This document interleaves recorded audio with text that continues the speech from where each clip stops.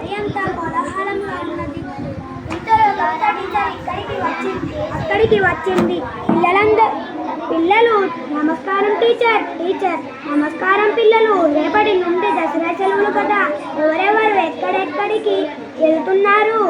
రమణ, సెలవుల్లో నేను మా అమ్మమ్మ వాళ్ళ ఊరికి పోతా టీచర్. దివ్య, మేము మా మామయ్య ఊరికి పోతా టీచర్. మేము దసరా పండుగ అక్కడనే జరుపుకుంటాం టీచర్. కరుణ, నువ్వు ఎక్కడికి వెళ్తున్నావు?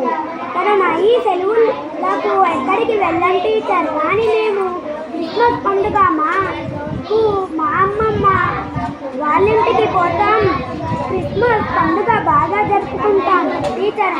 పిల్లలు చూసారా మనకు ఎన్ని పండుగలు ఉన్నాయో? పిల్లలు పండుగల గురించి చెప్పండి టీచర్.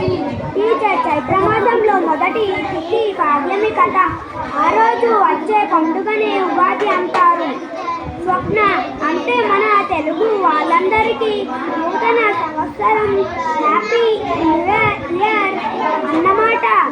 టీచర్, చాలా మంచిగా చెప్పారు స్వప్న.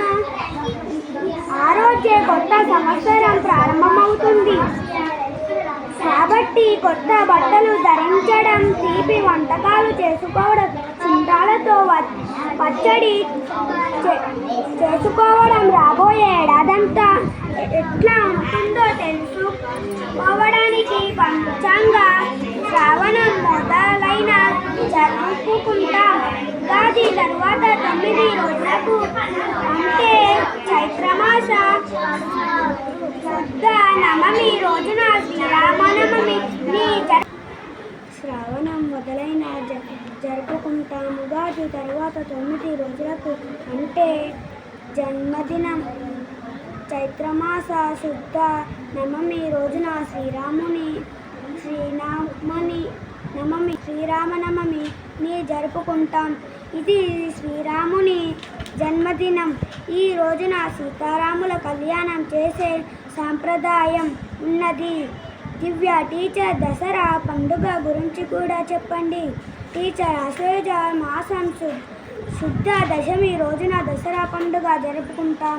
రాముడు రావణాసురుడిని సంహరించింది ఈ రోజే. మహాభారతంలో పాండవులు జమ్మి చెట్టు మీద దాచిపెట్టిన ఆయుధాలు తీసింది ఈ రోజే.